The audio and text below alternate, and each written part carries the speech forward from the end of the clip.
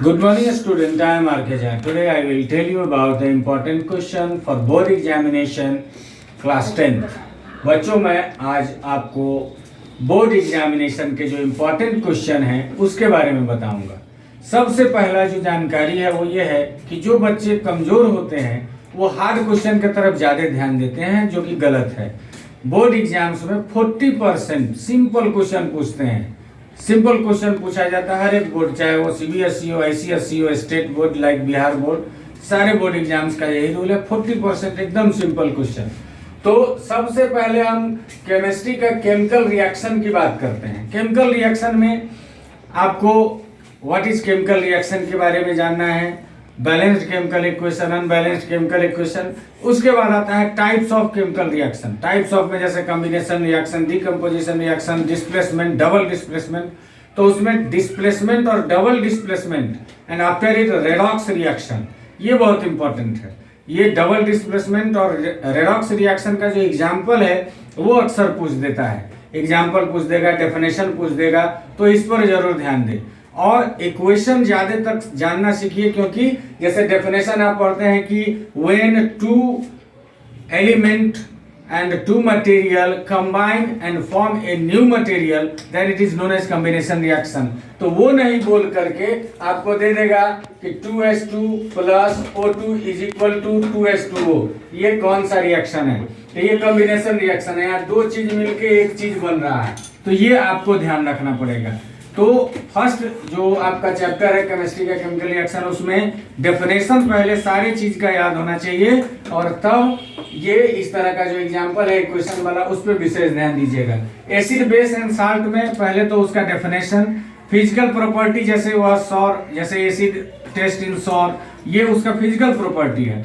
फिर उसका chemical property कि भाई जैसे एसिड बेस से रिएक्शन करके साल्ट एंड वाटर बनाता है, ये केमिकल प्रॉपर्टी हो गया। तो physical and chemical property of acid base and salt. इसके बाद इसमें एक चैप्टर छूट गया, metal and non metal. Metal and non metal का भी फिजिकल एंड केमिकल प्रॉपर्टी और मेटलॉइड के बारे में आपको जानना है। तो अक्सर नॉन मेटल या मेटल की प्रॉपर्टी पूछा जाता है क्वेश्चन में। इसके बाद है ये कार्बन एंड इट्स कंपाउंड। ये थोड़ा टेढ़ा चैप्टर है। इसमें अगर आपको दिक्कत है तो ज्यादा हार्ड में नहीं जाना है। IUPAC नेम निश्चित पूछता है, IUPAC नेम। उसके बाद ग्रुप्स जो है हाइड्रोकार्बन, एल्किल ग्रुप, ये सब, उस पर भी आप थोड़ा ध्यान दे दीजिएगा। जो जो इम्पोर्टेंट आपके NCERT बुक में मेंशन है उसको जरूर अच्छे से पढ़ लीजिएगा। पीरियोडिक क्लासिफिकेशन में जो पीरियड हेनरी मोजले का मॉडर्न पीरियोडिक है, उसका पीरियड वाइज जो कैरेक्टरिस्टिक है वो आपको ध्यान रखना होगा कि किस पीरियड में क्या क्या कैरेक्टरिस्टिक है, कैसे कैसे एलिमेंट किस में रखे गए। इसके बाद सारे का सिर्फ रूल, जैसे मेंडल का जो रूल है कि भाई all the elements arrange on the basis of their masses.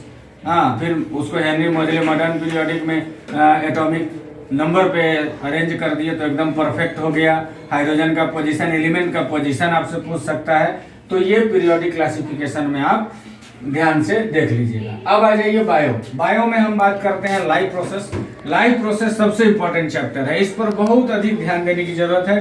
जैसे रेस्पिरेशन, डाइजेशन, एक्सक्रेशन, इस तीनों में से एक लॉन्ग क्वेश्चन निश्चित रहेगा। जैसे एक्सप्लेन डाइजेस्टिव सिस्टम, इसमें डाइजेस्टिव सिस्टम का आपको फिगर बनाना पड़ेगा, उसका पूरा डिटेल। या इसके अलावा अगर आपको कुछ एक्सक्रेशन में किडनी, नेफ्रॉन जो है, नेफ्रॉन के बारे में आपको जानना, उसका स्ट्रक्चर, फंक्शन कि कैसे वह काम करता है, इसके बारे में जानकारी होनी चाहिए। इसके बाद है control and coordination. Control and coordination में न्यूरॉन का फिगर निश्चित पूछता है। तो न्यूरॉन, नेफ्रॉन, डाइजेस्टिव सिस्टम, ये तीन फिगर निश्चित प्रैक्टिस कर लीजिएगा। और इसमें जितने पार्ट्स, मान लीजिए बहुत सारे पार्ट्स हैं, तो आप 5 पार्ट्स मिनिमम नोट करके उसका 2-2 लाइन उसके बारे में लिखना जरूर सीख लीजिए। इससे भी आपको नंबर मिल जाएंगे। इसके बाद आ गया आपको कंट्रोल एंड कोऑर्डिनेशन में बता दिए neuron. How do organism reproduce, इसमें है कि जैसे male and female reproductive part के बारे में, फर्टिलाइजेशन के बारे में, जाइगोट, एम्ब्रियो के बारे में, ये जानना जरूरी है। खास करके gametogenesis, male and female gamete का फॉर्मेशन जो है वो बहुत जरूरी है जानना। अब हेरिडिटी एंड इवोल्यूशन, इसमें जो है मेंडेलियन लॉ जो है वो आप अच्छे से जान लीजिएगा, वो एक न एक जरूर पूछता है, जैसे लॉ ऑफ सेग्रीगेशन, हाँ, या कंप्लीट असॉर्टमेंट, तो ये एक लॉ पूछता है। इवोल्यूशन में भी डार्विनिज्म, लैमार्किज्म, यानी इवोल्यूशन का थोड़ा बहुत होमोलॉगस ऑर्गन क्या होता है, इस तरह का क्वेश्चन जो है कि आप ध्यान से देख लीजिए। अब आ जाइए फिजिक्स। फिजिक्स में जो लाइट चैप्टर है ये बहुत इंपॉर्टेंट है, refraction of light, reflection of light, ये दोनों। तो इसमें जैसे lens formula 1/v, lens and mirror formula, दोनों में से एक निश्चित आएगा, ये आना ही आना है। और 6 कंडीशन जो है, कनकेव मिरर, कन्वेक्स मिरर, एक में 6 होता है, एक में 2 कंडीशन, कि ऑब्जेक्ट कहाँ रहने पे इमेज कैसा बनेगा, ये निश्चित आप अच्छे से याद कर लीजिएगा। इस मैंने कंडीशन में 1 या 2 निश्चित पूछेगा रे डायग्राम के साथ। अब आ जाइए ह्यूमन आई। ह्यूमन आई का स्ट्रक्चर, तो चूंकि ये इसलिए फिजिक्स में रखा गया है कि ये लेंस या ये फिजिकल स्ट्रक्चर बताता है, और साथ में फिजिक्स से रिलेटेड जो है इमेज फॉर्मेशन के बारे में जानकारी देता है। तो ह्यूमन आई का जो है स्ट्रक्चर भी इंपॉर्टेंट है, वो भी पूछ देता है कभी कभी, और फंक्शन भी। इसके बाद मायोपिया, प्रेस बायोपिया, ये दो जो माने डिफेक्ट है हमारे आँख का, वो दोनों जरूर आपसे पूछेगा, तो उस दोनों में से किसी एक को निश्चित याद कर लीजिएगा।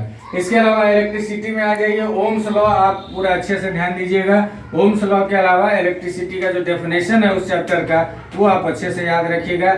इसके बाद इसमें जो आपने पढ़ा होगा कि पैरेलल एंड सीरीज, ये दोनों में से एक न एक जरूर पूछता है, हाँ, तो ये आप जान लीजिएगा।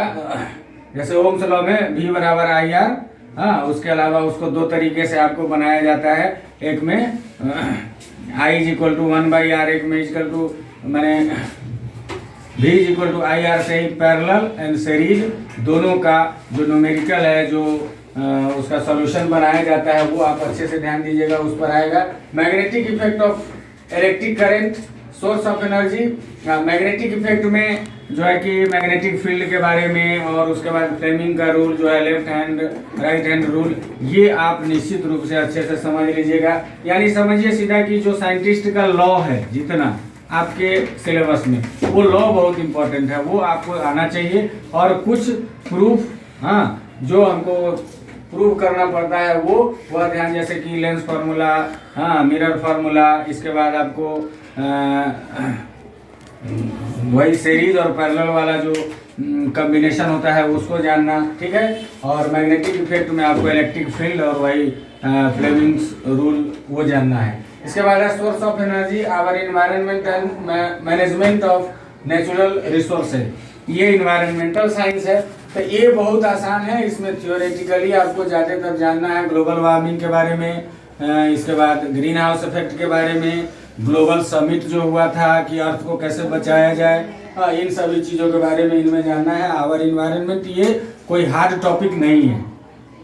तो बच्चों, आज मैंने कोशिश किया है कि नॉर्मल रूप से आप अपने साइंस को तैयार कर लीजिए कि आपको अच्छे से अच्छे नंबर मिल जाए। कोई हार्ड क्वेश्चन पे ज़्यादा फोकस नहीं करना है, सारे डेफिनेशन और लॉज उसको हमको अच्छे से जान लेना है। और कुछ जो न्यूमेरिकल प्रॉब्लम्स है जो एनसीईआरटी में मेंशन है, उसको आप बना लीजिएगा, इससे आपको बोर्ड एग्जाम्स में बहुत अच्छे नंबर मिल जाएंगे।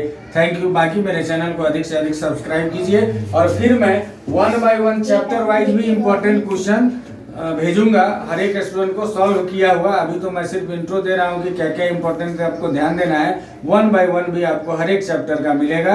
Thank you. मेरे चैनल को ज़्यादा सब्सक्राइब कीजिए और ज़्यादा बच्चों तक फैलाइए, ताकि हम और भी अच्छे वीडियो आपको बना के दें। Thank you.